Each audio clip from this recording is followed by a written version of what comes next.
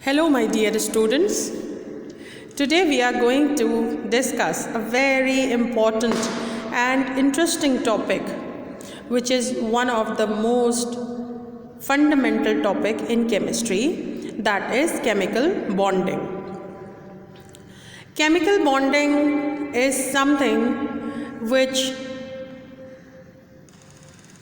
is responsible for the existence, for the changes in the properties of matter. No matter what kind of bonding it is, but it gives the properties and shapes to every existing substance in this universe. So, we are going to define it very first. A chemical bond is the force which holds together, which binds together two or more atoms or ions to form a compound, large variety of compounds.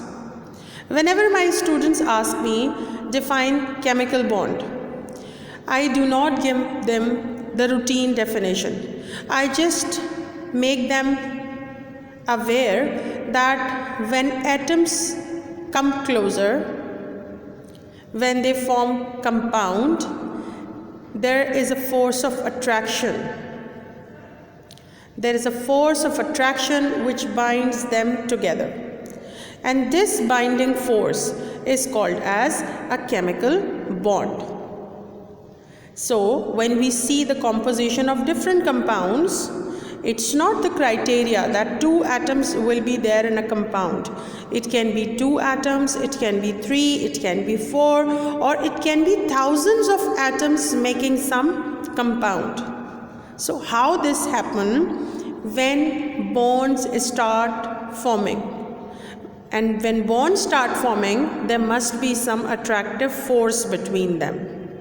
And why it is very important to study about chemical bond, because it is the bonding which is responsible for the properties of compounds, which is responsible for the shapes of compounds. So this is all about unseen. We cannot see these forces, we cannot see the shapes of the molecules, but when we understand the type of chemical bond, we can also understand what kind of properties that compound will be exhibiting. So let us begin with the very initial understanding, the initial concept that atoms make compounds. As you can see in this picture, so many balls are linked together, and this linkage is the chemical bond. And whenever atoms form compound, they compound in a fixed ratio by mass. But how they make a compound? It is the force of attraction between them. And it is possible that atoms are making compounds by gaining electrons, or maybe by losing electrons, or maybe by sharing electrons. Now we are going to understand the very important concept here, that electron is the basic or responsible subatomic particle which is making the bonding. Next thing. Now question is, why atoms are making bonds? Maybe it's all due to incomplete electronic configuration. Now what is electronic configuration? How electrons are arranged or distributed in any atom. And when we see the periodic table, all of the elements are having incomplete electronic configuration, but not the noble gases. The noble gases are zero group elements, and I will talk about them in the next coming slides. Now here only group 1 elements electronic configuration is shown. You see the lithium, sodium, potassium, rubidium and cesium. The electronic structures are also there, and you can see all of the alkali metals or group 1 metals have just one electron in the outermost shell. And you know what? Why I am saying incomplete shell? Because a shell is completely filled with 8 electrons. It's said to be octet rule stabilization. So if having lesser than 8 means the orbit or shell is not completely filled. So the very basic urge that any atom has to make its bond, to make its compound, is its incomplete electronic configuration. It is not the same case for all elements.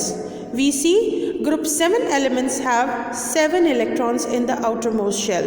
That's called the valence shell.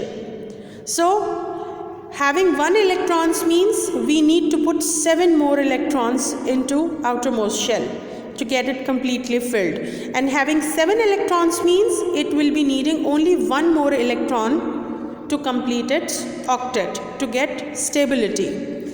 But on the other hand, when we have a look on all the groups and the elements electronic configuration, they are having 1, 2, 3, 4, 5, 6 and 7. These are the valence electrons or the electrons present in the outermost shell.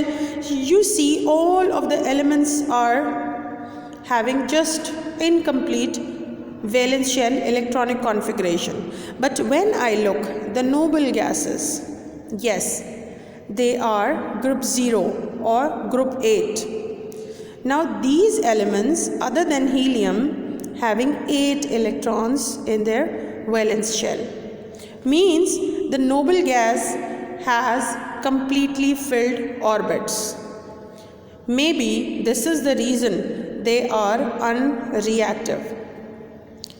They can stabilize themselves, they can live alone, means their molecule is having only 1 atom.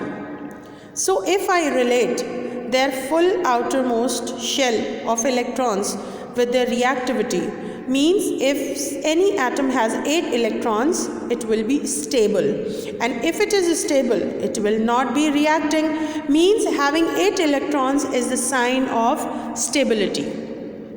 And when I see all the elements, how many elements are there in the periodic table? Yes, 118 elements are classified in the modern periodic table, and all of them are running after electrons just to complete their electronic configuration, just to get octet rule stability. That is the only reason atoms are doing reactions. They are making bonds, they are making new combinations and new substances to get stability. So this is all about chemical bond, why chemical bonds are formed, and what are the changes at the atomic level when atoms are bonding and they are forming compounds. I hope that I have used a very simple language to explain this concept, and in the next coming lectures I will be explaining what are those types of chemical bonds which are formed by exchanging electrons, maybe gaining, maybe losing, or maybe sharing electrons. Thank you. God bless you. Take care.